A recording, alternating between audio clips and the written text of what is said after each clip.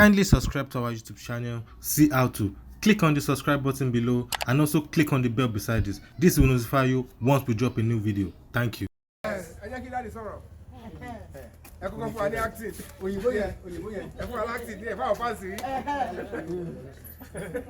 am very happy. Yes. For today's occasion. Yes. I am in Keba's tournament at home.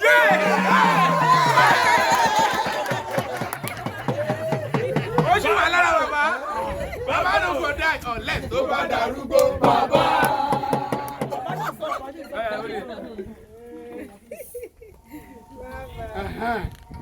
This case is like a political sagacity which has no equivalence.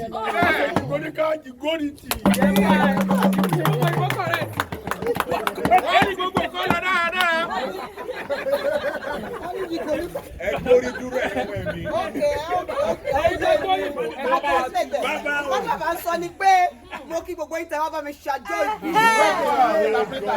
Gbogbo yín adé láyọ̀ àtàlàfíà. Nígbà gbogbo yín aládùúgbò ẹ máa rí ṣe o. Gbogbo nǹkan tó bá ń dùn wá lọ́kọ̀ ọ̀run á bá bòrò tí wọ́n ti. Another information. Push forward and for me to feedback to them.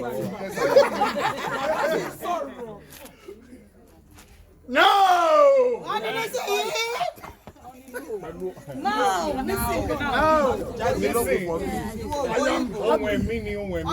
am happy. Happier and happier. I want to happier.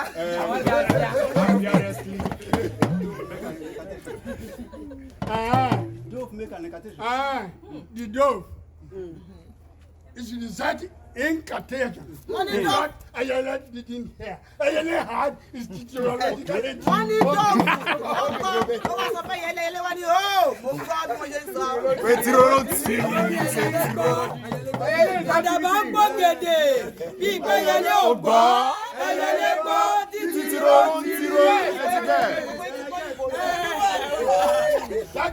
Okay. Our goat that is Bochacha was caught by trap. Cambotoriously, a stupid alado that walks You bed. stupidly to the trap. Wọ́n ní èkúté tó gbó ṣáṣáṣá nígbà tí ò ṣe jẹ́jẹ́ oko tó wọ pàkúté.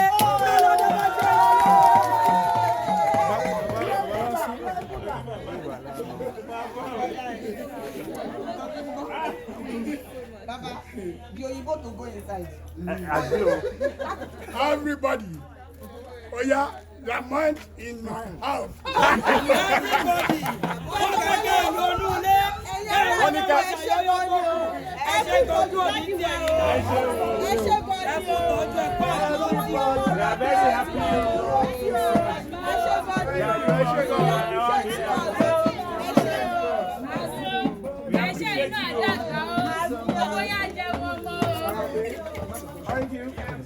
Thanks for watching this video. Don't forget to click the subscribe button, kindly comment and share. Thank you, Boya TV.